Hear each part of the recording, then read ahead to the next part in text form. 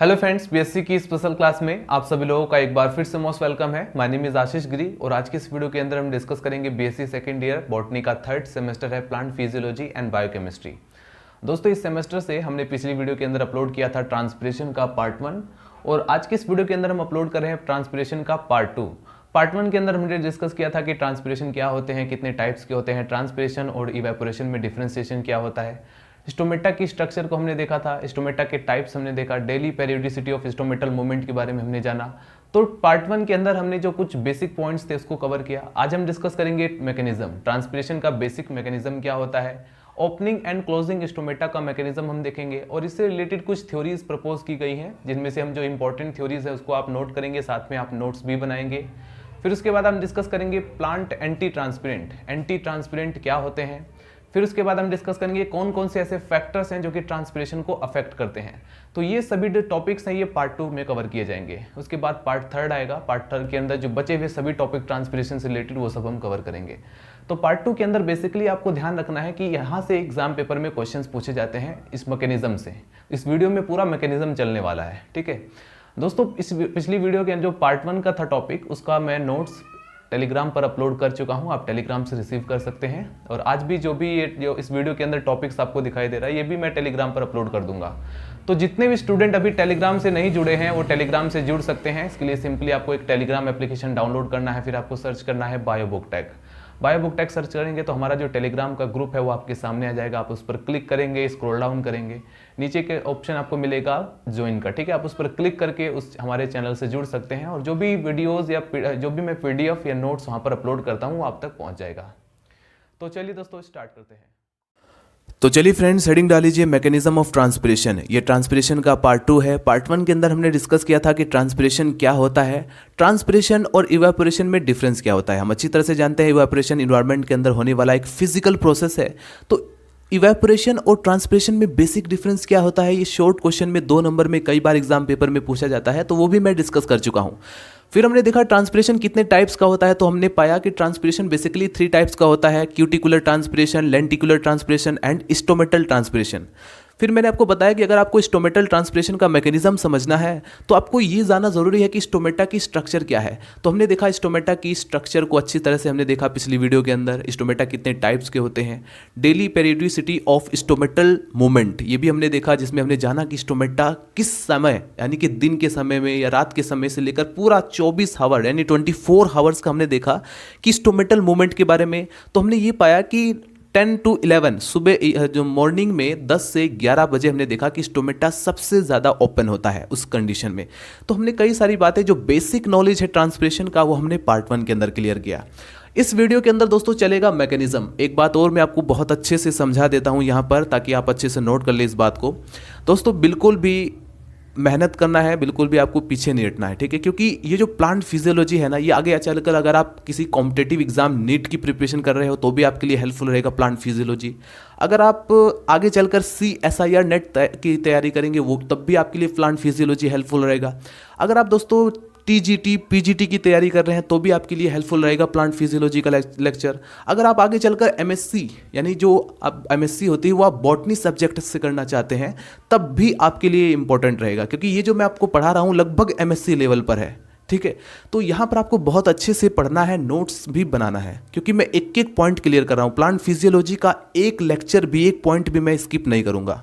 इसको हम बहुत अच्छे से पढ़ने वाले हैं, ठीक है। तो आई होप मैं जो समझाना चाहता था वो समझ गए होंगे। यहाँ पर मैं स्टार्ट कर रहा हूँ मैकेनिज्म ऑफ ट्रांसपिरेशन, जिसके अंदर मैकेनिज्म ही पढ़ेंगे।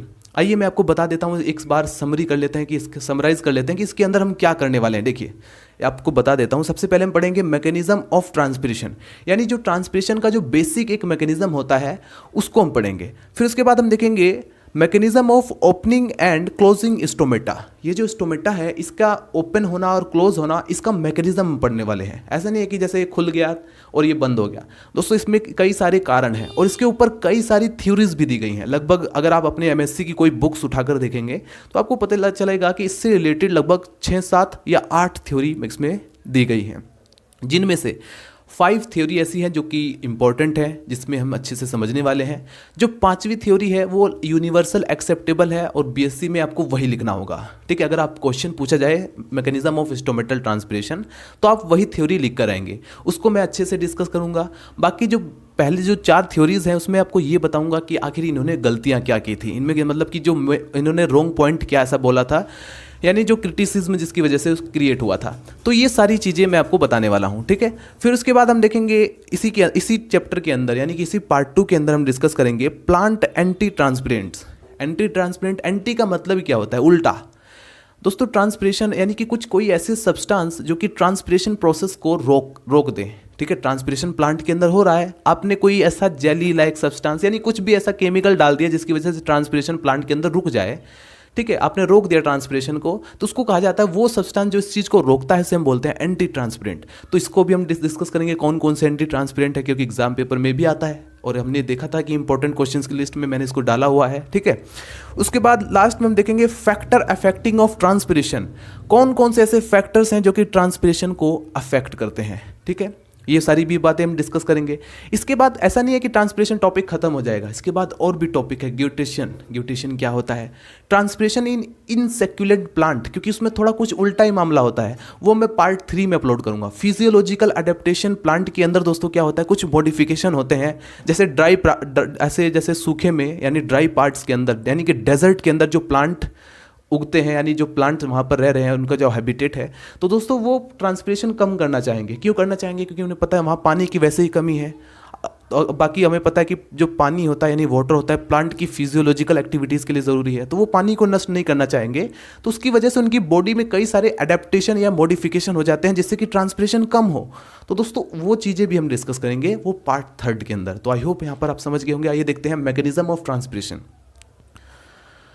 ट्रांसपिरेशन का मैकेनिज्म अगर आपको समझना है तो बेसिकली एक बार फिर से मैं थोड़ा रीस्टार्ट करता हूँ। देखिए दोस्तों, सिंपली क्या होता है, हम देखते हैं कि जो प्लांट के अंदर जो रूट होता है वो सोइल के अंदर होता है, ठीक है। बाकी सारा पार्ट जो होता है, स्टेम, लीव्स, फ्रूट या फ्लावर्स, ये सब क्या है, ये एरियल पार्ट है, ठीक है। रूट जो होता है वो अंडरग्राउंड होता है, यानी सोइल के अंदर होता है। और सोइल के अंदर वो पूरी तरीके से जो जड़ें होती हैं वो फैली रहती हैं दूर दूर तक, और वहाँ से वो क्या करते हैं, वो वाटर को एब्जॉर्ब करते हैं, ठीक है। और वाटर के साथ साथ मिट्टी के अंदर यानी सॉइल के अंदर जो मिनरल सॉल्ट्स हैं वो भी उसके साथ साथ एब्जॉर्ब हो जाते हैं, जो कि प्लांट की फिजियोलॉजिकल एक्टिविटीज़ के लिए मोस्ट इंपॉर्टेंट है। तो दोस्तों यहाँ पर समझने जैसा क्या है कि ये जो वाटर है वो किसकी हेल्प से, किस टिश्यूज़ की हेल्प से वहाँ तक प्लांट के अंदर एंटर कर रहा है, ठीक है। तो देखिए दोस्तों, सिंपली क्या होता है कि ये जो जाइलम होता है या जाइलम वेसल्स जो होती हैं, ये क्या करती हैं, ये कॉम्प्लेक्स टिश्यूज़ हैं जिसकी हेल्प से होता है प्लांट के अंदर कंडक्शन, ठीक है। वाटर जो है इसकी हेल्प से पूरे जितने भी पार्ट्स होते हैं, लीव्स है, रूट से जो है लीव्स के अंदर, स्टेम के अंदर, ठीक है। सबसे पहले तो स्टेम्स के अंदर जाएगा, फिर वो धीरे धीरे लीव्स के अंदर जो वाटर है वो डिस्ट्रीब्यूट होता रहेगा, ठीक है। फ्रूट के अंदर, फ्लावर्स के अंदर, जहाँ जहाँ पानी की ज़रूरत है वहाँ तक वो पहुँचता रहेगा। तो इस तरह से हम मान लेते हैं बेसिकली कि अब यहाँ पर ये जो कंडक्शन के द्वारा ये वाटर जो है कहाँ पर पहुँच गया, लीफ के अंदर, और यहीं से ट्रांसपिरेशन का मैकेनिज्म स्टार्ट हो जाता है। अभी तक तो आपको ये पता होना चाहिए था कि आखिर वाटर आया कहाँ से था, ठीक है। अब यहाँ पर एक और पॉइंट मैं आपको बता दूं कि दोस्तों फ्लोएम भी आपने जाना होगा, जाइलम एंड फ्लोएम आप पढ़ते होंगे, फर्स्ट ईयर में भी आपको बताया था कि जो फ्लोएम होता है ये क्या करता है, ये जितना भी फोटोसिंथेटिक फूड मटेरियल होता है, यानी कि जैसे प्रकाश संश्लेषण की क्रिया पत्तियों में हो रही है, तो वहाँ से जो फ्लोएम होता है वो फूड मटेरियल प्लांट के सभी भागों में पहुँचाता है, डिस्ट्रीब्यूट करता है। तो जाइलम पानी को पूरे भागों में पहुँचा रहा है यानी वाटर से, तो ये एक ही भाग में जा रहा है, यानी कि ये यूनी डायरेक्शनल है। लेकिन अगर आप देखें फ्लोएम को तो वो दोनों भागों में, सभी भागों में जाकर के वो फूड मटेरियल को प्रोवाइड कर रहा है, जैसे कि ग्लूकोज अगर बना हुआ है तो वहाँ पर वो प्रोवाइड कर रहा है। तो इस प्रोसेस को क्या होंगे, बाई डायरेक्शनल, क्योंकि ये रूट के अंदर भी जाकर के फूड मटेरियल को प्रोवाइड कर रहा है। तो अभी तक हम कहाँ पर पहुँच गए हैं, हम पहुँच गए लीफ के अंदर। अब मान लीजिए कि वाटर जो है वो लीफ तक पहुँच चुका। अब देखिए ट्रांसपिरेशन का जो बेसिक मैकेनिज्म है वो, उसको हम 2 पार्ट में बेसिकली डिवाइड कर सकते हैं। पहला, the diffusion of water of mesophyll cells into intercellular space. अगर आप देखें प्लांट की जो लीफ है उसकी स्ट्रक्चर को, तो उसमें क्या होता है, मेसोफिल सेल्स होंगी, ठीक है। बीच बीच में यहाँ पर मेसोफिल सेल्स होंगी, यहाँ पर इंटरसेल्युलर स्पेस होंगे, यहाँ पर सब स्टोमेटल स्पेस होगा या कैविटी होगी। तो यहाँ पर ये बताया गया है कि पहले पॉइंट में क्या होता है, द डिफ्यूजन ऑफ वाटर, यानी वाटर जो है वो डिफ्यूजन होता है कहाँ से, मेसोफिल सेल से इंटरसेल्यूलर स्पेसिस के अंदर। यानी ये जो मेसोफिल सेल्स बीच में दिखाई दे रही हैं, इससे ये जो इंटरसेल्यूलर स्पेस बना हुआ है ये इनके अंदर आता है। ठीक है, पानी कहाँ से कहाँ तक आता है, मेसोफिल सेल से इंटरसेल्यूलर स्पेस में, ये पहले प्रोसेस में होता है। यहाँ पर कई लोगों का क्वेश्चन होगा कि सर डिफ्यूजन होता क्या है। देखिए पानी जो होता है, वाटर जो होता है, वो हाई कंसंट्रेशन से लो कंसंट्रेशन, कोई भी सब्सटेंस, वाटर ही नहीं, कोई भी सब्सटेंस, कोई भी लिक्विड, कोई भी मैटर, वो क्या होता है, वो हाई कंसंट्रेशन से लो कंसंट्रेशन की तरफ मूव करता है। अगर आपने 12th क्लास में लासातेलिए का नियम पढ़ा है केमिस्ट्री के अंदर, तो भी आप बहुत कुछ, ये भी उससे रिलेटेड ही है।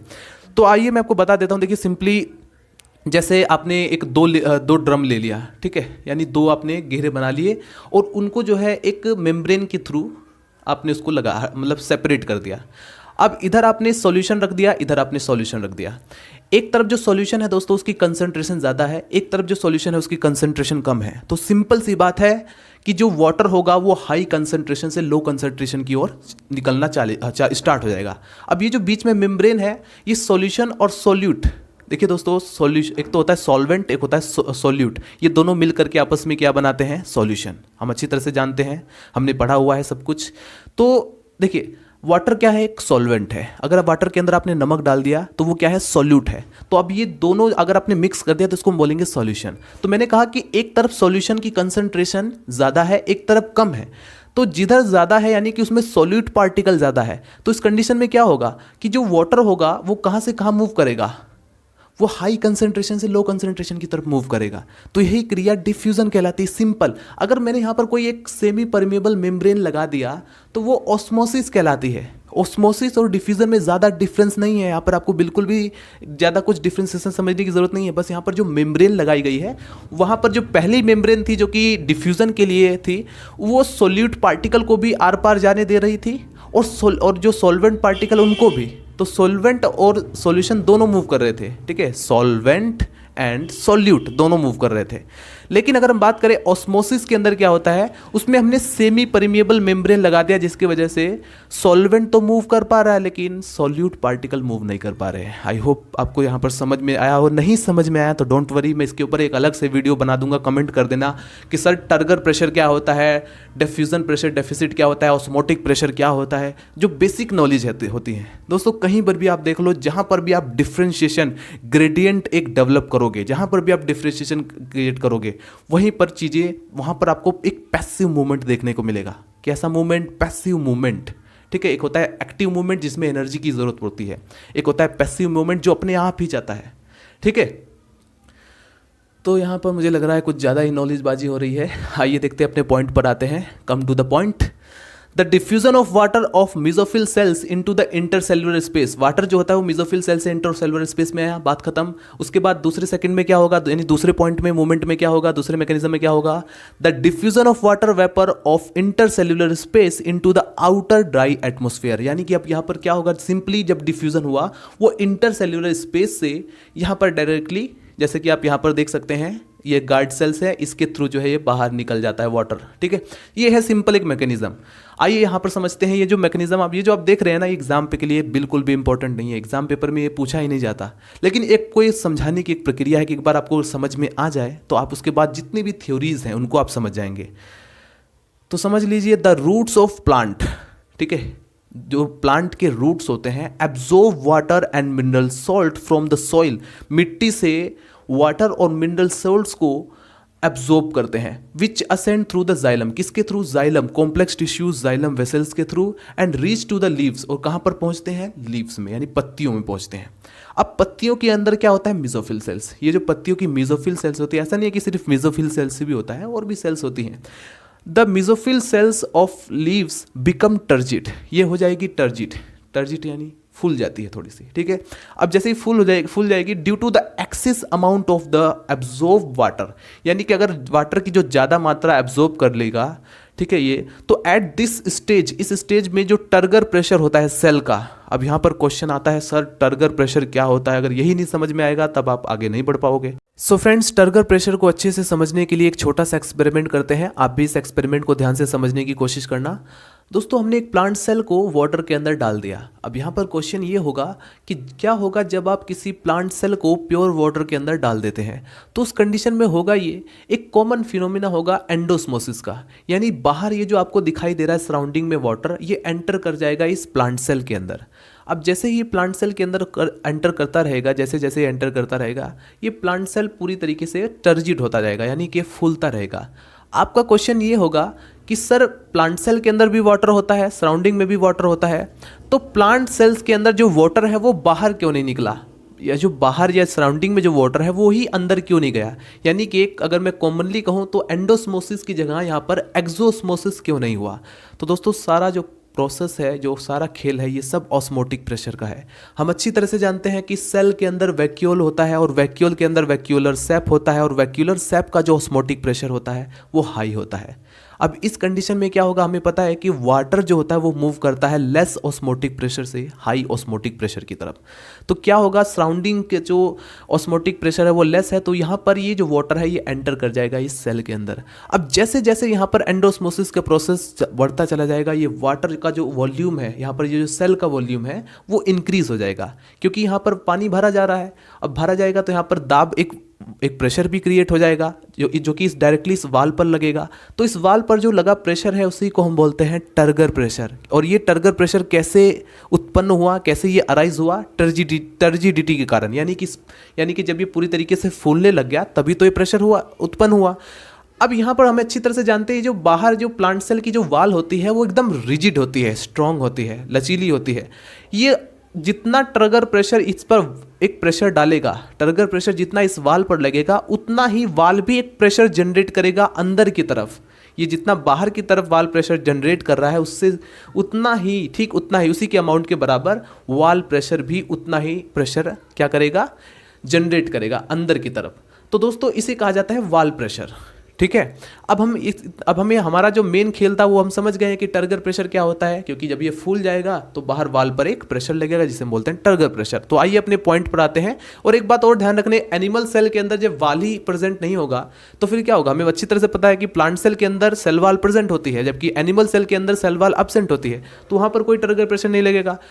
अगर यहाँ पर ये जो आप देख रहे हैं वाटर देख रहे हैं, अगर इस वाटर के अंदर कोई हाइपरटोनिक सॉल्यूशन ले लें, यानी कि बाहर की जो कंसंट्रेशन है वो ज़्यादा है, तो उस कंडीशन में क्या होगा, क्योंकि हमें पता है कि अंदर की जो कंसंट्रेशन है वो ज़्यादा थी। अब यहाँ पर आपने कोई हाइपरटोनिक सॉल्यूशन ले लिया, यानी जिसका कंसंट्रेशन ज़्यादा है, तो अब वाटर यहाँ से यहाँ जाएगा, यानी कि यहाँ पर होगा एक्सोस्मोसिस। तो ये सेल होगी वो पिचक जाएगी, यानी फ्लैसिड होने लग जाएगी। तो इस समय टर्गर प्रेशर होगा वो जीरो होगा। ठीक है, फ्लैसिड कंडीशन में किसी सेल अगर कोई फ्लैसिड कंडीशन में है तो उसका टर्गर प्रेशर जीरो होगा। और फुल टर्जिड सेल, अगर कोई सेल है वो पूरी तरीके से फुल टर्जिड है तो उसमें टर्गर प्रेशर मैक्सिमम होगा। आइए फिर दोबारा से एक बार रिपीट करते हैं। The roots of plant continuously absorb water. जो पौधे की जो जड़ें होती हैं वो लगातार भूमि से वाटर को और मिनरल सॉल्ट्स को एब्जॉर्ब करती रहती हैं फ्रॉम द सॉइल। ठीक है, यानी कि मिट्टी से। Which ascend through the xylem vessels and reach to the leaves. ये जो है किसके थ्रू होता है, ये सब कॉम्प्लेक्स टिश्यू जाइलम वेसल्स के थ्रू होता है और लीव्स के वहाँ पर जाकर पहुँच जाती हैं। ठीक है, वाटर और मिनरल सॉल्ट्स ये सब जो है लीव्स में पहुँच जाती हैं। अब क्या होगा, the mesophyll cells of leaves become turgid due to the excess amount of this absorbed water. ज़्यादा मात्रा में ये जो पत्तियों के अंदर मेसोफिल सेल्स हैं ये ज़्यादा मात्रा में पानी को एब्जॉर्ब कर लेंगी, जिसके कारण ये हो जाएंगी टर्जिड, यानी कि फूल जाएंगी, जैसे यहाँ पर हमने देखा था इस केस में। तो अब यहाँ पर क्या होगा, एट दिस स्टेज, इस स्टेज पर क्या होगा, जो टर्गर प्रेशर होगा वो सेल का इज इंक्रीज, वो इंक्रीज हो जाएगा। And diffusion pressure deficit is decrease, ये डीपीटी जो है यहाँ पर वो डिक्रीज हो जाएगा। ये जो डिफ्यूजन प्रेशर होता है ये वाटर का सबसे ज़्यादा हाई होता है। और अगर आप जिसकी सॉल्यूशन किसी सॉल्यूशन के अंदर सॉल्यूट पार्टिकल जाते हैं, यानी कि उसकी कंसंट्रेशन जाते हैं, तो उसका डिफ्यूजन प्रेशर डेफिसिट जो है वो कम होगा। समझ रहे हो, ये कुछ चीज़ें ऐसी होती हैं जिसको डेफिनेशन से नहीं, उसको एक्सपेरिमेंट से ज़्यादा अच्छी तरीके से समझ में आती हैं। ठीक है, मैंने आपको यहाँ पर क्या कहा कि भाई ये जो प्लांट सेल के अंदर जो मेसोफिल सेल्स हैं ये टर्जिड हो जाती हैं। क्यों? क्योंकि ये ज़्यादा मात्रा में वाटर को एब्जॉर्ब कर लेंगी तो फूल जाएंगी। अब क्या होगा, अब यहाँ पर at this stage turgor pressure of cell is increase, turgor pressure increase करेगा और डीपीटी जो होगा वो डिक्रीज करेगा, जिसका रिजल्ट, जिसका परिणाम स्वरूप क्या होगा कि in diffusion of water from the mesophyll cells into the intercellular space. अब ये जो मेसोफिल से वाटर कहाँ पर डिफ्यूज होएगा, इंटरसेल्यूलर स्पेसिस के अंदर, यहाँ पर, ठीक है। अब क्या होगा यहाँ पर, the intercellular space now become saturated, यानी कि वाटर से, यानी कि आप यहाँ पर ही कह सकते हैं सैचुरेटेड का मतलब ये हो गया कि वाटर से वो सैचुरेटेड हो जाते हैं, यानी ज़्यादा अमाउंट में वाटर वहाँ पर इकट्ठा हो जाता है इंटरसेल्यूलर स्पेस के अंदर। अब क्या होगा, सैचुरेटेड के बाद with water their water vapour pressure, अब इसका जो वाटर वेपर का जो प्रेशर है वो बाहर के जो एटमॉस्फेरिक प्रेशर है उससे ज़्यादा होता है, ग्रेटर होता है, ठीक है। एक बार थोड़ा फिर से रिपीट करते हैं ताकि अच्छे से समझ में आए। The intercellular space now become saturated with water, यानी वाटर से, यानी वहाँ पर इंटरसेल्यूलर स्पेस के अंदर वाटर की मात्रा या अमाउंट जो होती है वो ज़्यादा हो जाती है। And there water vapour pressure जो होता है वो become greater than the water vapour pressure of atmosphere के प्रेशर से ज़्यादा हो जाता है। और वहीं पर अगर हम कहें डीपीटी की अगर रेस्पेक्ट में आप बातें बोलें तो साइमल्टेनियसली वहीं पर क्या होगा, जो डिफ्यूजन प्रेशर डेफिसिट होता है वो इंटरसेल्यूलर स्पेस का डिक्रीज हो जाएगा, मच देन कितना, the DPT of water vapour pressure in each atmosphere के कंपैरिजन में, ठीक है। यहाँ पर आप दोनों ही एक ही बात है, या तो आप कह लो डीपीटी डिक्रीज हो रहा है, या फिर आप यहाँ पर कह लो the intercellular space now become saturated with water and there water vapour pressure become greater, जो वाटर वेपर प्रेशर है वो ग्रेटर हो रहा है एटमॉस्फेरिक प्रेशर के कंपैरिजन में, ठीक है। तो आपको इतना ही लिखना ही है, चाहे तो आप इस लाइन को हटा सकते हैं और डायरेक्टली आप कहेंगे so the water intercellular space diffuse into the atmosphere, वहीं पर जो है एटमॉस्फेयर में डिफ्यूज हो जाता है, किसके through, stomata, cuticle and lenticels, ठीक है। तो बेसिकली हमने क्या देखा, अगर अब एक कॉमन फीचर्स की तो कॉमनली मैं आपको समझाने की कोशिश करूं तो वाटर आया, ठीक है, वाटर आकर के मेसोफिल सेल्स में जैसे ही आएगा वहाँ पर एक फिल्म सी बन जाएगी, क्योंकि वहाँ पर वाटर की जो सैचुरेशन है वो ज़्यादा हो जाएगी। मैंने आपको कहा कि जब जैसे ही ज़्यादा हो जाएगी थोड़ा टर्जिडिटी इसकी बढ़ जाएगी, ठीक है, फूल जाएगा। अब फूलने से क्या होगा, जब इसकी टर्गर प्रेशर बढ़ेगा तो अब वाटर डिफ्यूज हो जाएगा इंटरसेल्यूलर स्पेस में, इंटरसेल्यूलर स्पेस से वाटर जो है वो धीरे धीरे कहाँ पर आएगा, यहाँ पर आ जाएगा सब स्टोमेटल कैविटी के पास। सब स्टोमेटल कैविटी के पास आने पर यहाँ पर जो आपको गार्ड सेल्स का आगे मैकेनिज्म पढ़ेंगे, स्टोमेटा खुलने व बंद होने की जो प्रक्रिया है उसमें समझेंगे तो ये पूरा समझ में आ जाएगा, ठीक है। फिर ये वाटर यहाँ से बाहर निकल जाता है। तो ये तो हमने देखा कि वाटर का एक कॉमन कैसे वेपर लॉस करते हैं, कैसे जो प्लांट होते हैं वो वाटर को वेपर के फॉर्म में कैसे लॉस करते हैं। वेपर कैसे बनता है, हमें पता है कि सूरज की रोशनी से जो हीट होता है उसी हीट का इस्तेमाल करते हैं। ये जो प्लांट सेल होती हैं ये सनलाइट की जो हीट होती है उसी को वाटर से वेपर में कन्वर्ट करने के लिए उस हीट एनर्जी का इस्तेमाल करते हैं और बाद में जो वेपर है ये बाहर स्टोमेटा के थ्रू बाहर निकल जाता है। तो इसको फटाफट आप नोट कीजिए। अब हम पढ़ेंगे दोस्तों opening and closing stomata mechanism. तो चलिए फ्रेंड्स, हेडिंग डाल लीजिए mechanism of opening and closing stomata. Video के इस क्लिप में हम जानने की कोशिश करेंगे रंध्रों के खुलने व बंद होने की प्रक्रिया क्या है, यानी जो स्टोमेटा होते हैं वो कैसे क्लोज होते हैं, कैसे ओपन होते हैं, इस चीज़ को हम देखने वाले हैं, उसका एक फिजिकल प्रोसेस। क्योंकि अभी इससे रिलेटेड कुछ थ्योरीज प्रपोज की हैं साइंटिस्ट ने कि वो कैसे स्टोमेटा ओपन होते हैं, कैसे क्लोज होते हैं, जिसमें से कुछ थ्योरीज स्टार्टिंग की वो कैसे रॉन्ग साबित हुई, उसमें क्या ऐसी प्रॉब्लम थी जिसकी वजह से उसको एक्सेप्ट नहीं किया गया।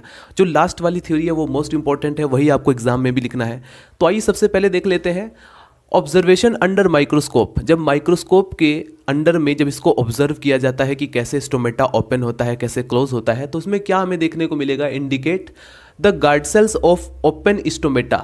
जब हम किसी ओपन स्टोमेटा की गार्ड सेल्स को देखते हैं तो ऑलवेज रिमेन टर्जिड कंडीशन, हम देखते हैं कि वो हमेशा टर्जिड कंडीशन में ही ओपन होता है।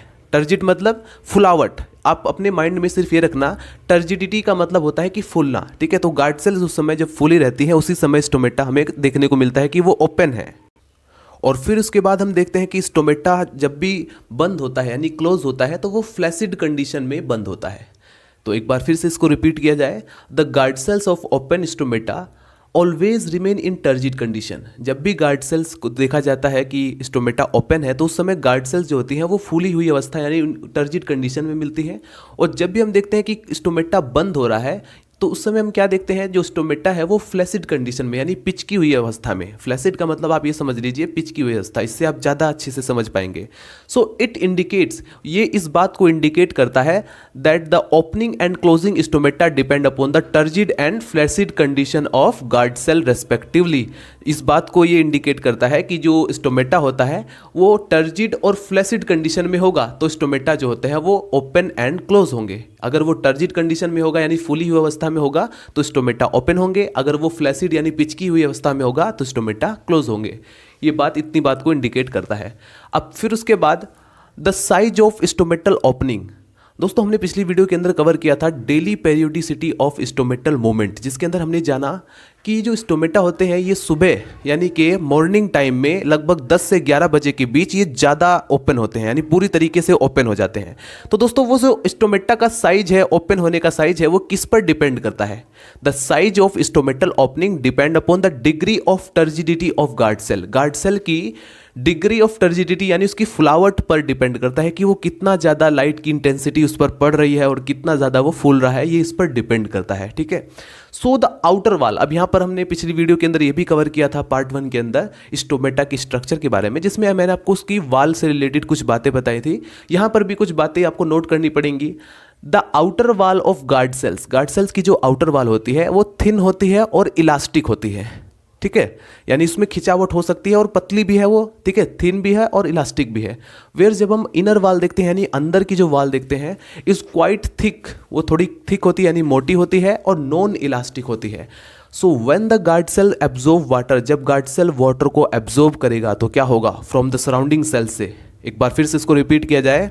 When the guard cells absorb water from the surrounding cells, they become turgid। वो जो है फूल जाएगा, पानी को एब्जॉर्ब करने के बाद, वाटर को एब्जॉर्ब करने के बाद वो फूल जाएगा, टर्जिड हो जाएगा और उसका जो टर्गर प्रेशर होगा वो इंक्रीज हो जाएगा। क्योंकि हम अच्छी तरह से जानते हैं और मैं एक्सपेरिमेंट के थ्रू समझा भी चुका हूँ कि जब भी कोई सेल होता है वो वाटर को एब्जॉर्ब करेगा तो वो फूलेगा डेफिनेटली, क्योंकि इसके अंदर पानी बढ़ जाएगा, उसका वॉल्यूम बढ़ जाएगा, तो उस पर अब यहाँ पर टर्गर प्रेशर भी लगेगा।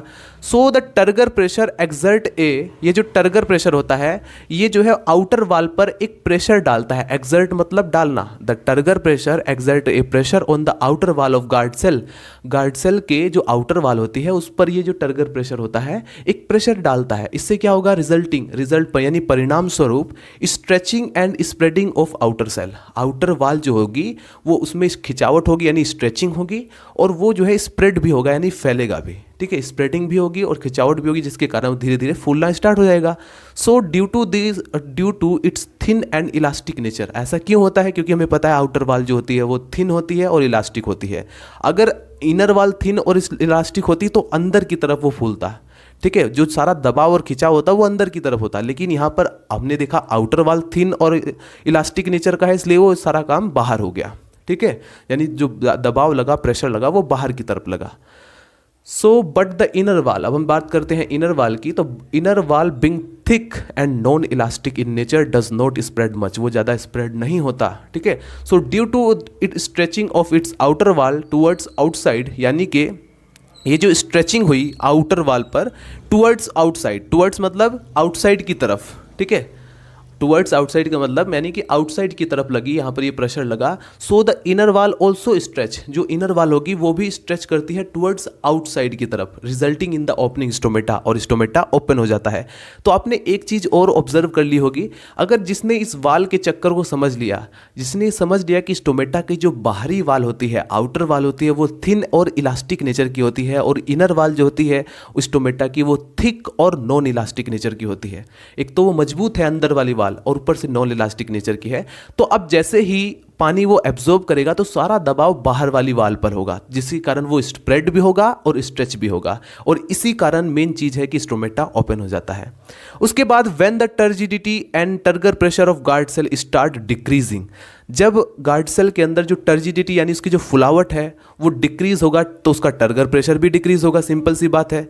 तो इससे क्या होगा, जब वो डिक्रीज होना स्टार्ट करेगा, बोथ द वाल, दोनों की दोनों वाल, आउटर और इनर वाल जो होगी, start regaining their original state, वो अपनी ओरिजिनल स्टेट को दोबारा से रीगेन करेगी। ठीक है, and the stomata start closing, अब इस समय जो स्टोमेटा होगा वो क्लोज होना, बंद होना स्टार्ट हो जाएगा। So when the guard cell become flaccid and their turgor pressure become zero, the outer walls regain their original position and stomata will be close. सारे टर्गर प्रेशर सब जो है ये जीरो हो जाता है और सेल जो है वो जो गार्ड सेल्स होगी वो फ्लैसिड कंडीशन में आ जाती है, जिसके कारण स्टोमेटा क्लोज हो जाते हैं। ये सब जो डायग्राम आप देख रहे हैं सेम इसी डायग्राम की हेल्प से आप इसको समझ सकते हैं। तो दोस्तों ये जो आपने समझा ये एक जनरल मैकेनिज्म था स्टोमेटा के ओपनिंग एंड क्लोज होने का। अभी हम जो थ्योरीज पढ़ेंगे इसमें ये बताया जाएगा इसमें अलग अलग तरह के कौन सा वो सब्सटेंस होता है जिसकी वजह से अभी एक कई सारी थ्योरीज हैं, जिसमें से एक थ्योरी मोस्ट इंपॉर्टेंट है जिसको मैं अच्छे से डिस्कस करूंगा, वही आपको एग्जाम पेपर में भी लिख के आना होगा। अभी आप इसको फटाफट नोट कीजिए। सो गाइज, स्टोमेटा के खुलने व बंद होने की प्रक्रिया पर साइंटिस्ट ने समय समय पर अपनी थ्योरी को प्रपोज किया, जिसमें से कुछ इंपॉर्टेंट थ्योरीज मैं आपके सामने लेकर आया हूँ। सबसे पहले आप नोट करेंगे पहली theory, theory of photosynthesis. Different theories were proposed by various physiologists to explain the reason of change in turgidity of turgor pressure of guard cells. Guard cells के अंदर उसकी turgidity और turgor pressure में change कैसे आता है, क्यों आता है, इसका क्या कारण है, इससे रिलेटेड साइंटिस्ट ने समय समय पर अपनी थ्योरीज को प्रपोज किया, जिसमें सबसे पहली थ्योरी दी गई वान मोल के द्वारा 1856 में। ये मोस्ट इंपॉर्टेंट थ्योरी थी, लेकिन इसके कुछ ऑब्जेक्शंस भी थे जिसे मैं आपको बताने वाला हूं। तो सबसे पहले तो आप नोट कीजिए theory of photosynthesis in guard sales. इसको हम ऑस्मोटिक थ्योरी के नाम से भी जानते हैं, जिसको वान मोल ने 1856 में प्रपोज किया था। आइए इसको समझते हैं। वान मोल ने देखा कि स्टोमेटा जो होता है वो लाइट में यानी कि प्रकाश की उपस्थिति में और दिन में ओपन होता है। फिर उन्होंने देखा कि अंधेरे में यानी कि डार्क में ड्यूरिंग नाइट, रात के समय में स्टोमेटा जो होते हैं वो क्लोज हो जाते हैं। तो इस बेस पर उन्होंने एक थ्योरी प्रपोज की। On the basis he proposed photosynthetic theory in guard sales. उन्होंने कहा कि गार्ड सेल्स के अंदर क्या होता है प्रेजेंट, क्लोरोप्लास्ट, और क्लोरोप्लास्ट का फंक्शन क्या होता है, फोटोसिंथेसिस रिएक्शन करना यानी कि प्रकाश संश्लेषण की अभिक्रिया करना। और हम अच्छी तरह से जानते हैं कि जब फोटोसिंथेसिस रिएक्शन होती है तो फूड मटेरियल बनता है। फूड मटेरियल यहाँ पर बनता है कार्बोहाइड्रेट्स। अब यहाँ पर वान मोल का कहना है कि ये जो कार्बोहाइड्रेट्स होता है ये ऑस्मोटिकली एक्टिव होता है, ठीक है, और इन्होंने कहा कि ये वाटर में सोल्यूबल होता है। तो हम अच्छी तरह से जानते हैं जो कार्बोहाइड्रेट है वाटर में सोल्यूबल है और ये ऑस्मोटिकली एक्टिव होता है। उन्होंने कहा गार्ड, जिसकी वजह से जब ये ऑस्मोटिकली एक्टिव है जिसकी वजह से गार्ड सेल्स में ऑस्मोटिक प्रेशर इंक्रीज होगा। क्यों होगा, क्योंकि हम अच्छी तरह से जानते हैं, एक बात फिर से रिपीट करता हूँ, वाटर के अंदर ये सोल्यूबल होगा तो इसकी कंसंट्रेशन ज़्यादा होगी। कंसंट्रेशन ज़्यादा होने से ऑस्मोटिक प्रेशर इंक्रीज होगा। ऑस्मोटिक प्रेशर अगर इंक्रीज होगा तो टर्जिडिटी बढ़ेगी, जिससे कि टर्गर प्रेशर बढ़ेगा। टर्गर प्रेशर बढ़ने से हमें अच्छी तरह से पता है कि स्टोमेटा ओपन हो जाएगा। ये बात हम अच्छी तरह से जानते हैं। तो इस तरह से उन्होंने कहा कि स्टोमेटा के खुलने की वजह क्या है कि कार्बोहाइड्रेट्स बनता है। फोटोसिंथेसिस जो फूड मटेरियल होता है कार्बोहाइड्रेट्स बनता है, जो कि ऑस्मोटिकली एक्टिव सब्सटेंस होता है और ये वाटर में सोल्यूबल होता है। तो वाटर में सोल्यूबल होने से धीरे धीरे उसकी कंसंट्रेशन बढ़ती रहेगी। कंसंट्रेशन बढ़ने से ऑस्मोटिक प्रेशर इंक्रीज होगा, ठीक है। गार्ड सेल्स के अंदर ऑस्मोटिक प्रेशर इंक्रीज होगा, बढ़ेगा। बढ़ने के बाद क्या होगा, देखिए जैसे मैं बार बार रिपीट कर रहा हूँ तो आपको थोड़ा सा इरिटेशन हो रही होगी, बट आपको याद भी हो जाएगा डेफिनेटली। वीडियो को देखने के साथ साथ ही आपको याद हो जाएगा, इसलिए बिल्कुल भी इरिटेट मत होना प्लीज़। तो देखिए यहाँ पर जैसे ही टर्गर प्रेशर इंक्रीज होगा टर्जिडिटी बढ़ेगी यानी कि फुलावट बढ़ेगी, टर्गर प्रेशर इंक्रीज होगा, स्टोमेटा ओपन हो जाएगा। फिर उनसे पूछा गया चले ठीक है वो स्टोमेटा ऐसे ओपन होता है तो क्लोज कैसे होता है, बंद कैसे होता है रात में। उन्होंने कहा कि एक तो रात में फोटोसिंथेसिस नहीं होता, लैक ऑफ फोटोसिंथेसिस, प्रकाश संश्लेषण अभिक्रिया की कमी होती है। उन्होंने कहा ऊपर से ये जो कार्बोहाइड्रेट्स होता है वो स्टार्च में चेंज हो जाता है ड्यू टू रेस्पिरेशन। हम अच्छी तरह से जानते हैं कि रात में रेस्पिरेशन होता है, तो रेस्पिरेशन के प्रोसेस में क्या होगा, अब ये जो कार्बोहाइड्रेट्स होता है वो स्टार्च में चेंज हो जाता है। और उन्होंने कहा स्टार्च जो होता है ये वाटर में इनसॉल्युबल होता है। अब जिसके कारण क्या होगा, जो गार्ड सेल्स के अंदर एक्स्ट्रा वाटर होता है वो बाहर निकल जाएगा, क्योंकि स्टार्च तो घुलनशील नहीं है, कार्बोहाइड्रेट घुलनशील था वाटर में यानी सोल्यूबल था, स्टार्च इनसॉल्युबल है।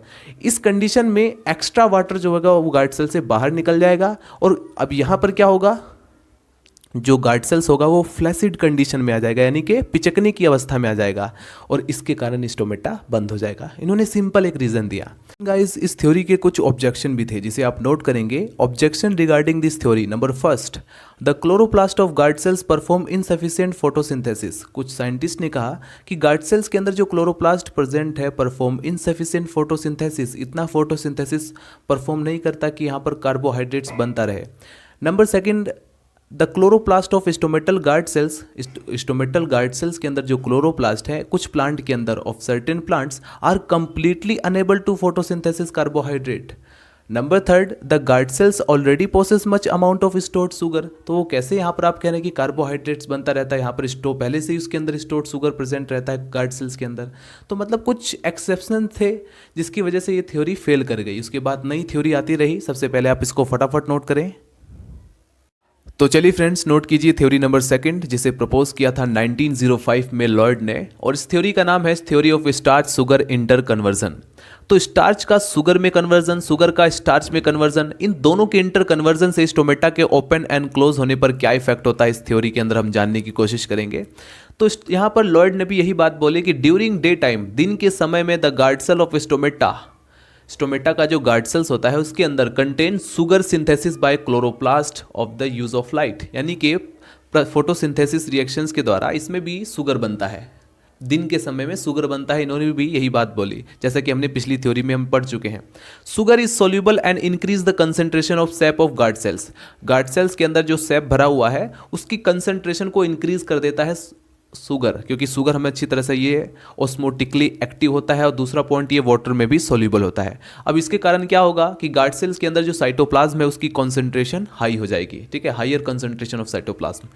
अब देखिए यहाँ पर होगा क्या, the water comes from the neighbouring cells by osmosis. क्यों होगा ऑस्मोसिस यहाँ पर बाहर से, यानी कि इसको एंडोस्मोसिस यहाँ पर क्यों होगा?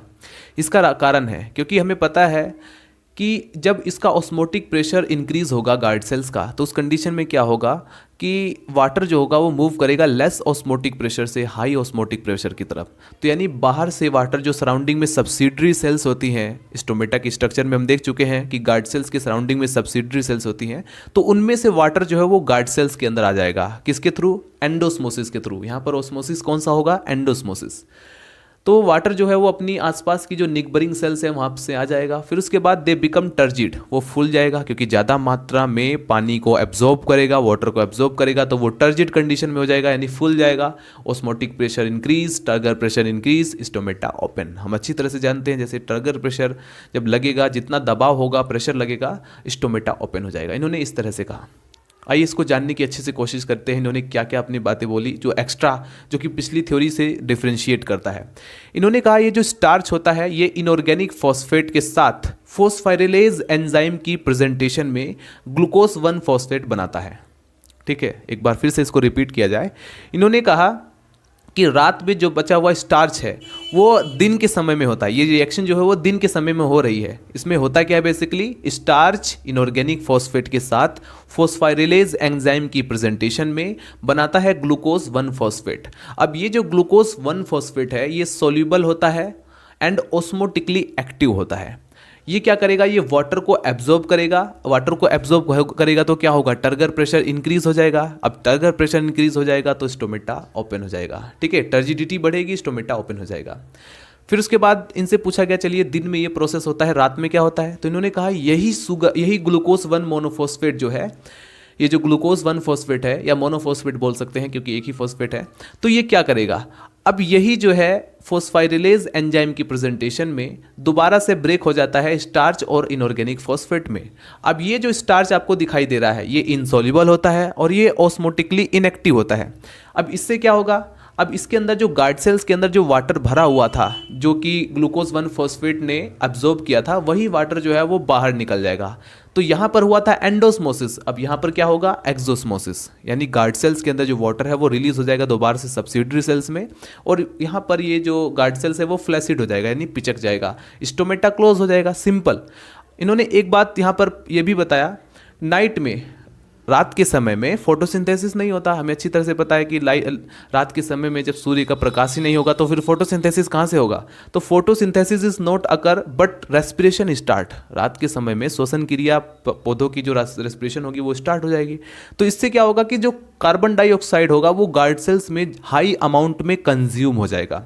अब ये कार्बन डाइऑक्साइड जो होता है वो वाटर के साथ रिएक्शन करके कार्बोनिक एसिड बनाता है। ठीक है, अब यहाँ पर क्या होगा, इसके कारण ऑस्मोटिक प्रेशर जो है वो यहाँ पर डिक्रीज हो जाएगा। जैसे ही ऑस्मोटिक प्रेशर डिक्रीज होगा यहाँ पर जो गार्ड सेल्स है वो फ्लैसिड कंडीशन में आ जाएगा और ये स्टोमेटा क्लोज हो जाएगा। तो इन्होंने सिंपल बात बोल दी यहाँ पर, ठीक है।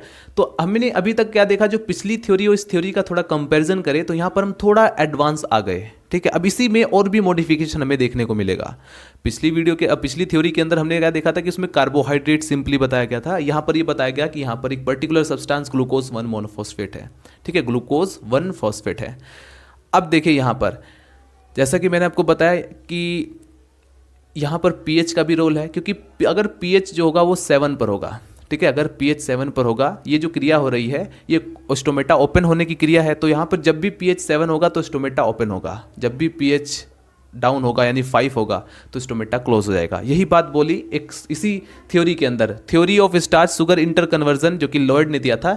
इसी थ्योरी के अंदर आए 1926 में सेरे ने एक बात बोली। इन्होंने कहा कि स्टोमेटा जो होते हैं ये pH पर डिपेंड कर रहे हैं। इन्होंने कहा कि अगर pH हाई है तो स्टोमेटा ओपन हो जाएगा, अगर pH लो है तो स्टोमेटा क्लोज हो जाएगा। ये बात बोली शेर ने। अब आएंगे नेक्स्ट स्टीवर्ड, वो भी इसी थ्योरी के अंदर कुछ मॉडिफिकेशन करेंगे, वो भी इसमें कुछ सुधार करेंगे। तो अभी तक हमने देखा सेकंड थ्योरी तक कि यहाँ तक बात पहुँच चुकी है, लेकिन लास्ट वाली जो थ्योरी है बहुत ही इंपॉर्टेंट थ्योरी है। सबसे पहले आप इसको फटाफट नोट कीजिए। तो चलिए फ्रेंड्स नोट कीजिए number 3 theory, theory of starch glucose inter conversion. दोस्तों ये सेकंड थ्योरी है, बस इसको मॉडिफाइड किया 1964 में स्टीवर्ड ने। उनके अकॉर्डिंग स्टोमेटा दिन के समय कैसे ओपन होता है, रात के समय में कैसे क्लोज होता है, उसको कुछ अलग ही कारण बताए। लेकिन फिर भी कुछ फिजियोलॉजिस्ट ने इसको एक्सेप्ट नहीं किया, कुछ फिजियोलॉजिस्ट ने इसको रिजेक्ट कर दिया, जिसके कुछ कारण थे, जिसके बारे में हम आपको बताने वाले हैं कि क्यों ये थ्योरी भी फेल कर गई। तो आइए देखते हैं। सबसे पहले उन्होंने कहा अकॉर्डिंग टू दिस थियरी, या फिर आप कह सकते हैं according to Steward, during day time stomata open, दिन के समय में स्टोमेटा ओपन होते हैं। जिसका कारण क्या है, जो स्टार्च और फॉस्फेट, गार्ड सेल्स के अंदर जो स्टार्च और फॉस्फेट प्रेजेंट है वो आपस में रिएक्ट करता है फॉस्फोराइलेज एंजाइम की प्रेजेंटेशन में और बनाता है ग्लूकोज 1 फॉस्फेट। अब ये जो ग्लूकोज 1 फॉस्फेट है ये फॉस्फोग्लूकोम्यूटास एंजाइम एंड फॉस्फेटेज एंजाइम की प्रेजेंटेशन में बनाता है ग्लूकोज 6 फॉस्फेट, करेक्ट।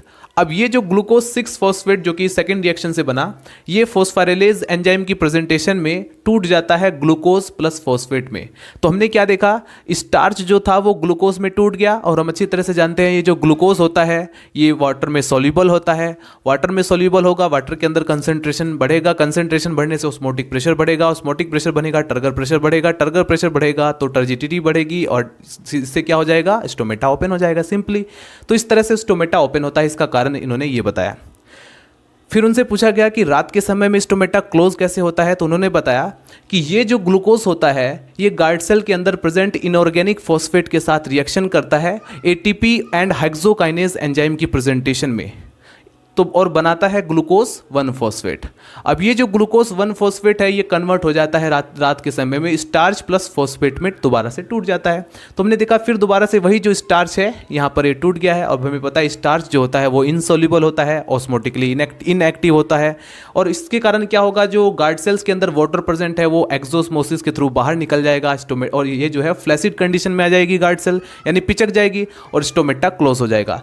तो इस तरह से ये रीज़न बताए उन्होंने। लेकिन many physiologist do not agree with the theories of starch sugar inter conversion and starch glucose inter conversion due to the following reason. कौन कौन से ऐसे रीजन से जिसकी वजह से इस थ्योरी को उन्होंने एक्सेप्ट नहीं किया। पहला कारण बताया उन्होंने, the guard cells of monocot plant do not contain starch. उन्होंने कहा कि भैया मोनोकोट प्लांट के अंदर तो स्टार्च होता ही नहीं है, लेकिन फिर भी वो डाइकोट प्लांट की तरह ही एक्ट करते हैं, फंक्शन करते हैं, तो आप ये कैसे कह रहे हैं। ठीक है, पहला कारण तो यही हुआ, the guard cells of monocot plant do not contain such starch even then they function like other dicotyledons plants. तो पहला कारण तो इसलिए। दूसरा कारण क्या था, the stomata become close in none without any change in the quantity of starch. उन्होंने कहा ये जो स्टोमेटा है ये बंद हो रहा है, क्लोज हो रहा है without any changing of the quantity of starch, starch की क्वांटिटी में कोई चेंज ही नहीं हो पा रहा है। तीसरा पॉइंट उन्होंने कहा, sometimes starch is converted into malic acid into place of sugar. उन्होंने कहा कई बार ऐसा होता है कि जो स्टार्च होता है वो कन्वर्ट हो जाता है मैलिक एसिड में और in the place of sugar. अब क्या करेंगे आप, तो मतलब ये कुछ रीज़न बताए जिसकी वजह से ये थ्योरी भी फ्लॉप हो गई। अब हम डिस्कस करते हैं नंबर 4 थ्योरी, आप इसको फटाफट नोट कीजिए। जितने भी स्टूडेंट इस वीडियो को कंटिन्यूली देख रहे हैं बिना स्किप किए, उनके अंदर पढ़ने का एक गजब का पोटेंशियल है दोस्तों। इस पोटेंशियल को बनाए रखना ये आपको बहुत आगे लेकर जाएगा। एक्चुअली क्या होता है, जैसे कोई स्टूडेंट वीडियो देख रहा होता है, अचानक से एक नोटिफिकेशन है इंस्टाग्राम या फेसबुक से या व्हाट्सएप से, वो जाकर देखने लगता है अरे क्या नोटिफिकेशन आया हुआ है। मैं आपको ये नहीं कह रहा हूँ कि वीडियो वगैरह मत देखो, मैं ये कहना चाहता हूँ कि आप किसी भी टॉपिक को बीच में छोड़ोगे तो आपको दोबारा से रीस्टार्ट करना पड़ेगा, ठीक है। क्योंकि आप एकदम से, जैसे फॉर एग्जांपल ये वीडियो 1 घंटे का है, अब आपने आधे घंटे तक अपना टाइम वेस्ट किया, उसको अच्छे से पढ़ा, अब क्या करोगे आप? अब जब छोड़कर चले जाओगे तो दोबारा आप सोचोगे कि वहीं से स्टार्ट हो, तो नहीं होगा, क्योंकि दोबारा से उस सभी चीज़ों को रिफ्रेश करने के लिए आपको पूरी वीडियो देखना पड़ेगा। तो इसलिए मैं आपको कहता हूं कि अगर टाइम बचाना है तो पूरी वीडियो को पहले जो भी टॉपिक लें उसको कंप्लीट करें, करेक्ट। क्योंकि आजकल नोटिफिकेशन आएगा, चलिए देखते हैं भाई कौन सा वीडियो आया हुआ है, और देखते हैं वहाँ पर आजकल एक गाना वायरल हुआ है सेमेनो का। इस गाने को मैंने थोड़ा मॉडिफाई किया है स्टूडेंट के लिए, सुन ली, चलिए मैं आपको सुना भी देता हूँ। सेमेनो का कि तेरे पे है मौका, तू पढ़ ले किसने रोका, और लगा ले हेडिंग चौका। क्योंकि दोस्तों एक बात आपको बता देता हूँ, ये जो चौथी थ्योरी है ये मोस्ट इंपॉर्टेंट थ्योरी है, और अब तक के मैंने जितनी भी थ्योरी आपको बताई उन सभी में जो कमियाँ थी, जो पॉइंट थे कि जिसकी वजह से वो एक्सेप्ट नहीं की गई थी, वो सभी की सभी जो पॉइंट्स हैं वो सब यहाँ पर क्लियर हो जाएंगे। ये थ्योरी यूनिवर्सल एक्सेप्टेबल है, मोस्ट इंपॉर्टेंट है, हेल्पफुल है, और इसके माध्यम से आप इजीली समझ सकते हैं कि कैसे स्टोमेटा ओपन होता है, कैसे स्टोमेटा क्लोज होता है। ये पूरी तरह से सेटिस्फाई थ्योरी है अब तक की। हो सकता है इसके बाद और भी कोई थ्योरी आ जाए, बट ये अब तक के यूनिवर्सल एक्सेप्टेबल थ्योरी है। इसका नाम है थ्योरी ऑफ प्रोटॉन ट्रांसफर। इसको प्रपोज किया था लेविट ने 1974 में। आइए इसको मैं आपको बहुत अच्छे से समझा देता हूं। ये जो आप डायग्राम देख रहे हैं दोस्तों, क्योंकि यहीं से अब मैं बीएससी के स्टूडेंट, अगर आप बीएससी के स्टूडेंट हैं तो मैं आपको बताना चाहूँगा, एग्जाम पेपर में आपसे पूछा जाता है what is transpiration and give the types of transpiration. Transpiration क्या होता है, कितने टाइप्स का होता है, और गिव स्टोमेटल ट्रांसपिरेशन मैकेनिज्म। आपसे अगर पूछा जाए स्टोमेटल ट्रांसपिरेशन मैकेनिज्म तो आप कौन सी थ्योरी लिखेंगे? मैकेनिज्म के अंदर ये थ्योरी लिखेंगे जो मैं अभी आपको करवा रहा हूँ, ठीक है। तो इस थ्योरी को आपको लिखना है, यानी कि आप सभी की सभी थ्योरी लिखेंगे, उसमें तो आपका ज़्यादा टाइम खत्म हो जाएगा, और आपसे पूछी भी नहीं गई थी, क्योंकि वो सारी थ्योरी पीछे की वो फेल थ्योरी है, ठीक है। जो सबसे ज़्यादा इंपॉर्टेंट थ्योरी है वो ये है। तो आइए दोस्तों स्टार्ट करते हैं। लेविट के अकॉर्डिंग टू दिस थ्योरी, या आप कह सकते हैं कि लेविट के according, the opening and closing stomata depend upon the entry और exit of potassium ion in guard cells. इन्होंने कहा कि स्टोमेटा जो होता है वो ओपन और क्लोज किसके ऊपर डिपेंड करता है? पोटेशियम आयन की एंट्री और एग्जिट पर। उन्होंने कहा कि स्टोमेटा कब ओपन होता है? जब के प्लस आयन यानी पोटेशियम आयन जो है वो एंटर करता है गार्ड सेल्स के अंदर। उन्होंने कहा, एक बार फिर से रिपीट करते हैं, स्टोमेटा कब ओपन होता है? जब के प्लस आयन गार्ड सेल्स के अंदर एंटर करेंगे। उन्होंने कहा स्टोमेटा बंद कब होता है? जब के प्लस आयन गार्ड सेल से एग्जिट करेंगे।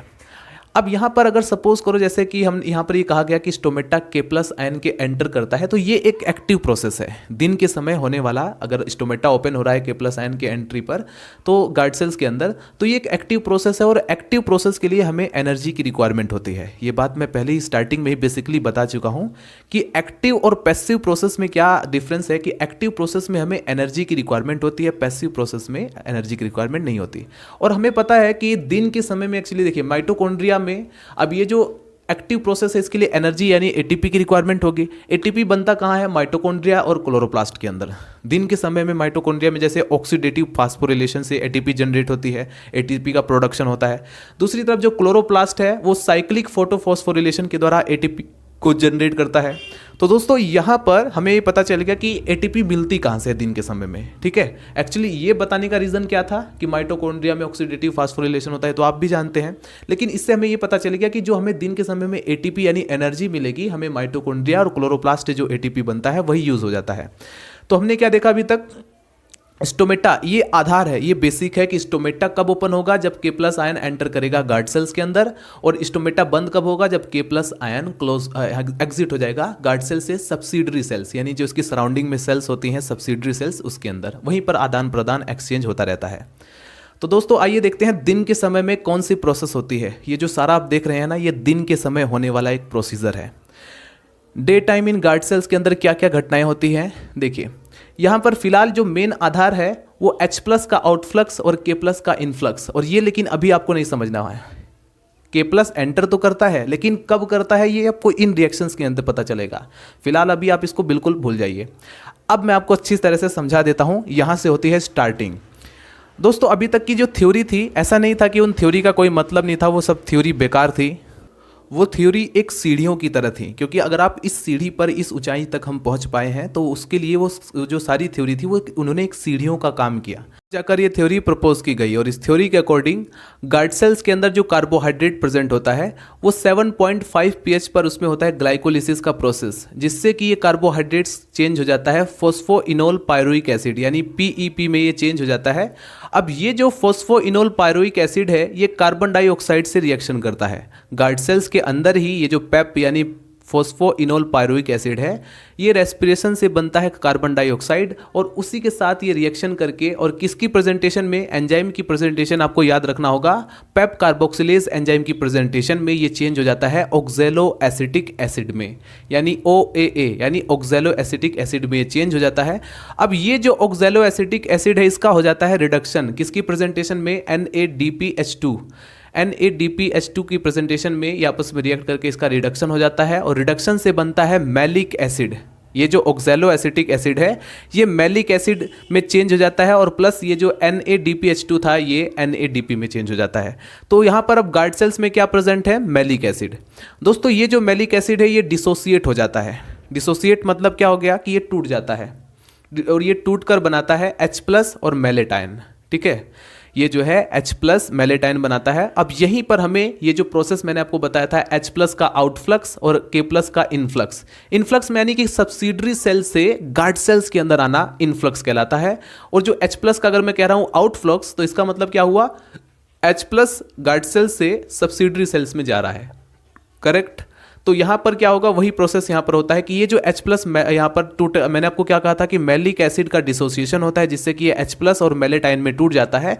तो मेलेटाइन तो एक तरफ रखा हुआ है, दूसरी तरफ ये जो H+ बना ये H+ यहाँ पर गार्ड सेल से चला जाता है सब्सिडरी सेल्स में, और सब्सिडरी सेल्स के अंदर जो K+ आयन था वो एंटर कर जाता है गार्ड सेल्स के अंदर। तो इसी को कहा जाता है इनफ्लक्स, K+ का इनफ्लक्स और H+ का आउटफ्लक्स। आई होप आपको समझ में आ गया हो, ज़्यादा बोलूँगा तो कंफ्यूज हो जाओगे। अब देखिए ये जो K+ है ये इस मेलेटाइन के साथ, ये जो मेलेटाइन है क्योंकि H+ तो निकल गया, अब बचा क्या, K+ आयन। तो ये जो मेलेटाइन है ये K+ आयन इसके साथ करेगा रिएक्शन और ये बना लेगा पोटेशियम मेलेट।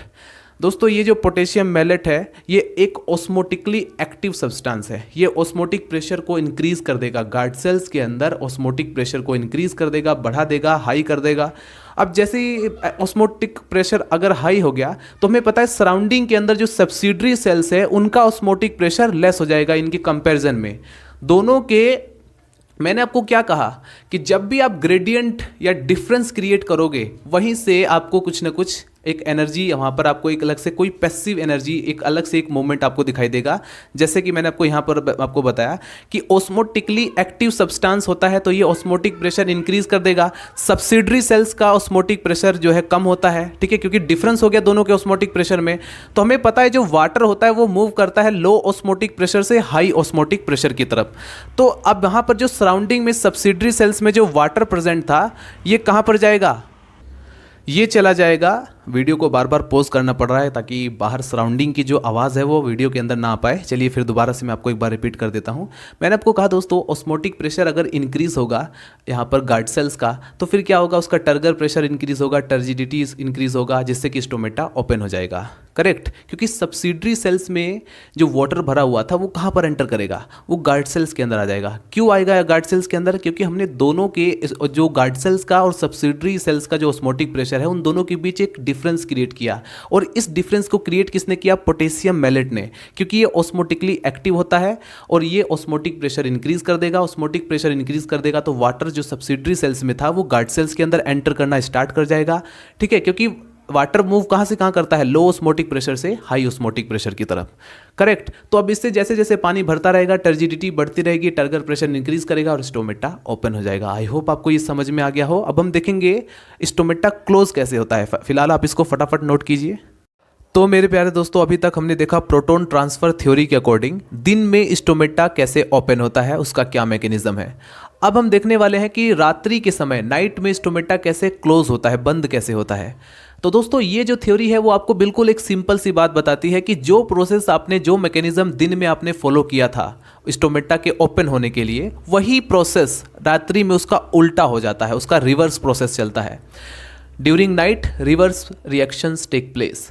तो दोस्तों एक बात हम अच्छी तरह से जानते हैं कि रात्रि में, नाइट में प्लांट रेस्पिरेशन करते हैं, जिससे कि ज़्यादा से ज़्यादा मात्रा में कार्बन डाइऑक्साइड बनता है, उसकी कंसंट्रेशन इंक्रीज होती है और वो कार्बन डाइऑक्साइड सब स्टोमेटल कैविटी में एक्यूमुलेट हो जाता है। हमने स्टोमेटा की स्ट्रक्चर में लीफ के अंदर देखा था कि कहाँ पर सब स्टोमेटल कैविटी प्रेजेंट होती है। और एक बात और यहाँ पर ध्यान रखने योग्य बात है कि रात्रि के समय में, नाइट में एब्सिसिक एसिड जो कि एक फाइटो हार्मोन्स होता है, ये एटीपीएज एंजाइम को इनएक्टिव कर देता है। ठीक है, अब यहाँ पर एटीपीएज एंजाइम जब इनएक्टिव हो जाएगा तो एटीपी का प्रोडक्शन नहीं होगा, जबकि एटीपी हमें पता है कि एक एनर्जी सोर्स होता है, जो कि हमने देखा दिन के समय में माइटोकॉन्ड्रिया, क्लोरोप्लास्ट उसको एटीपी को जनरेट करते हैं। लेकिन रात्रि के समय में एटीपीएज एंजाइम जब इनएक्टिव हो जाएगा तो एटीपी का प्रोडक्शन नहीं होगा। तो अब यहाँ पर ये जो H+ और K+ आयन का एक्सचेंज है ये तब भी चलता है, लेकिन ये चलता कैसे है मैं आपको बता देता हूँ। देखिए, जैसे ये जो आपने देखा है H+ और K+ आयन का एक्सचेंज कैसे होता है, जब एब्सेंस ऑफ एनर्जी, यहाँ पर कोई भी एनर्जी का सोर्स नहीं होता, लेकिन फिर भी ये चलता है क्योंकि हमें यहाँ पर इन दोनों का होता है डिफ्यूज़न। डिफ्यूज़न एक ऐसा प्रोसेस होता है जिसमें एक पैसिव प्रोसेस है, इसमें आपको किसी भी तरह की एनर्जी की ज़रूरत नहीं होगी। ठीक है, डिफ्यूज़न के बारे में मैंने स्टार्टिंग में ही आपको बता दिया था कि इसमें सिंपली किसी भी तरह की एनर्जी की आवश्यकता नहीं होती है। वो कैसे होगा आइए देखते हैं। देखिए दोस्तों, रात में चलता है पैसिव प्रोसेस, दिन में चलता था एक्टिव प्रोसेस। हमने देखा था स्टोमेटा के ओपन होने के लिए एक्टिव प्रोसेस चला था। अब हम देखेंगे पैसिव प्रोसेस। और पैसिव प्रोसेस में क्या होता है बेसिकली, अभी मैं इसको जरा छोड़ देता हूं क्योंकि इसमें क्या होता है एक्चुअली, देखिए ये जो H+ आयन है इसका होगा इनफ्लक्स और K+ आयन का होगा आउटफ्लक्स। H+ आयन का इनफ्लक्स का क्या मतलब हो गया कि बाहर से जो सब्सिडरी सेल्स के अंदर H+ आयन इकट्ठा है वो आते हैं गार्ड सेल्स के अंदर, तो यानी इन H+ आयन का क्या हो जाएगा, इनफ्लक्स।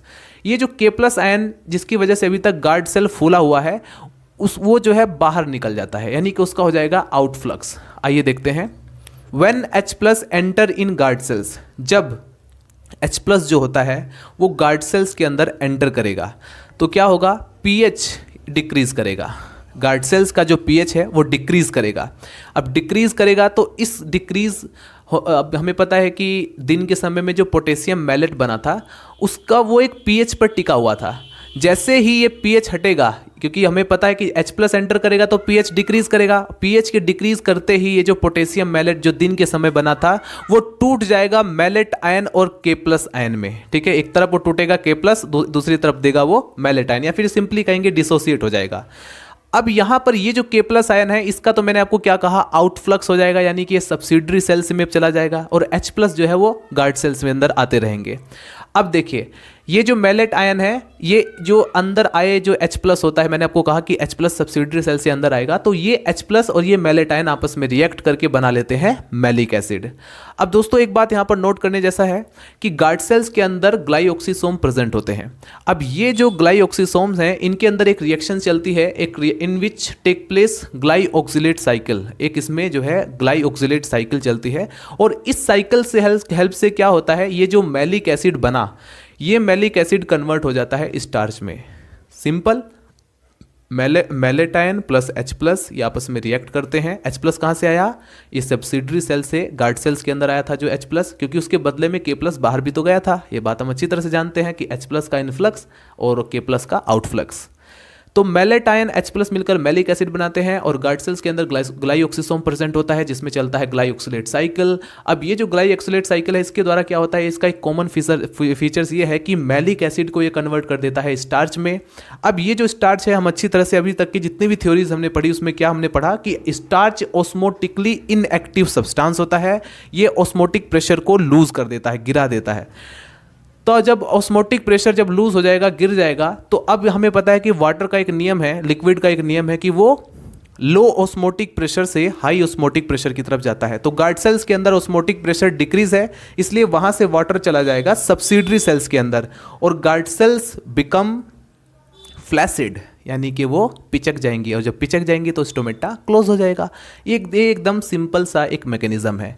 तो इसको आपको एग्जाम पेपर में लिखना होगा। ये जो आप डायग्राम देख रहे हैं, यहाँ पर ये दोनों डायग्राम में, अभी जो आपने ओपन होते हुए जो डायग्राम देखा था वो अलग था, ये जो आप दिख रहे हैं ये क्लोज होने वाला डायग्राम है। तो ये दोनों डायग्राम आपको एग्जाम पेपर में बनाने होंगे। दोस्तों इसको आप फटाफट नोट कीजिए। तो चलिए फ्रेंड्स, इस वीडियो का लास्ट हेडिंग डाल लीजिए, प्लांट एंटी ट्रांसपेरेंट। दोस्तों ये वीडियो थोड़ी लंबी हो जाएगी, इसलिए ट्रांसपिरेशन से रिलेटेड जितने भी बचे हुए टॉपिक्स हैं उसको हम नेक्स्ट वीडियो के अंदर यानी पार्ट 3 बनाकर कंप्लीट करेंगे।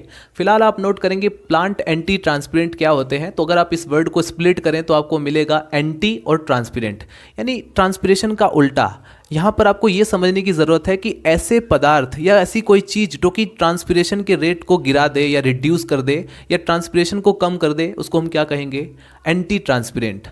यहाँ पर डेफिनेशन से भी यही आपको पता चलेगा, दो सब्सटेंस यानी ऐसे substance which reduce the rate of transpiration, जो कि ट्रांसपिरेशन के रेट को कम कर दे, रिड्यूस कर दें या घटा दें या पूरी तरीके से घटा दें, तो उसी को कहा जाता है ट्रांसपेरेंट। अब यहाँ पर जो रिड्यूस यानी कम करते हैं वो अलग कैटेगरी में आ जाएंगे। अब कुछ ऐसे एंटी ट्रांसपेरेंट है जो पूरी तरीके से ट्रांसपिरेशन के प्रोसेस को ही ब्लॉक कर दें, वो अलग कैटेगरी में आ जाएंगे। ठीक है, तो उनको कहेंगे हम स्ट्रॉन्ग एंटी ट्रांसपेरेंट।